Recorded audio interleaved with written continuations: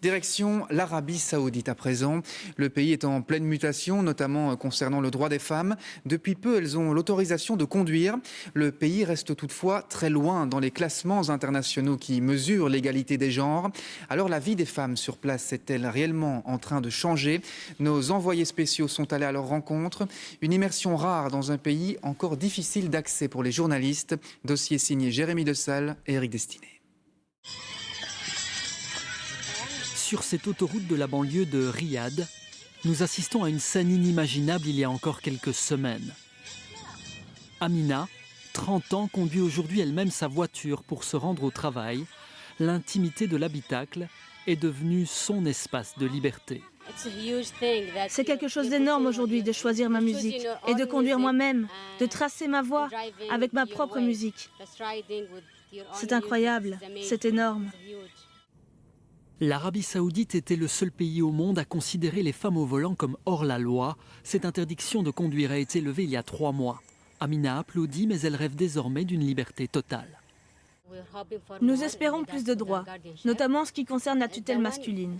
La seule chose que j'espère maintenant, c'est que l'obligation d'avoir l'autorisation d'un homme de la famille pour voyager prenne fin. Mon mari m'a donné cette liberté, mais je pense que je n'ai pas besoin de cette permission. J'aimerais que toutes les femmes puissent avoir la liberté de voyager quand elles en ont envie.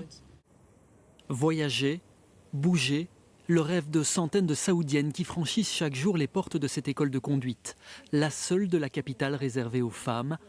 Les locaux sont flambant neufs, les outils à la pointe. D'ici 2020, 3 millions de Saoudiennes devraient décrocher leur permis, à condition de réussir l'examen. Les femmes doivent acquérir plus de compétences que les hommes.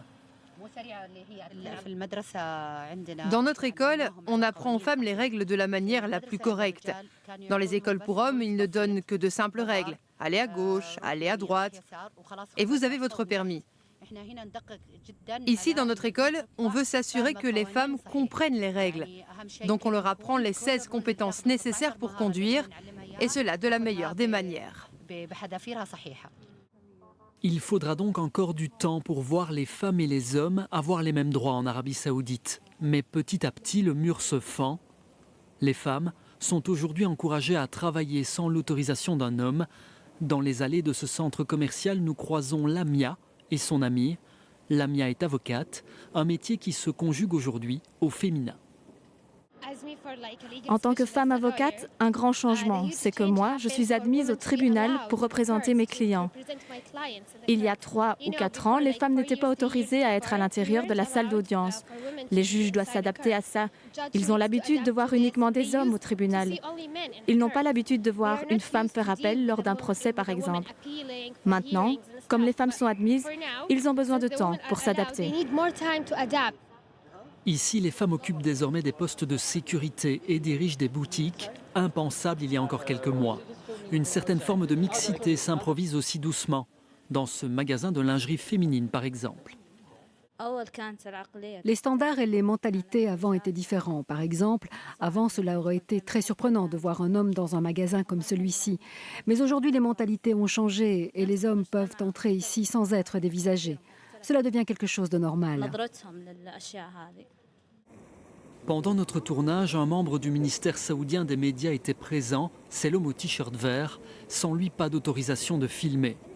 Résultat, personne n'a critiqué ces changements face à notre caméra.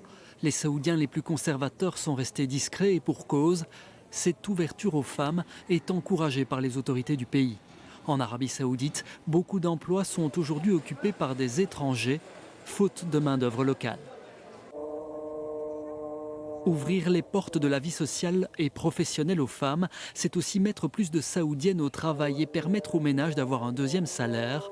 La réalité économique façonne aussi les espaces de liberté. Je suis heureuse de voir ces changements.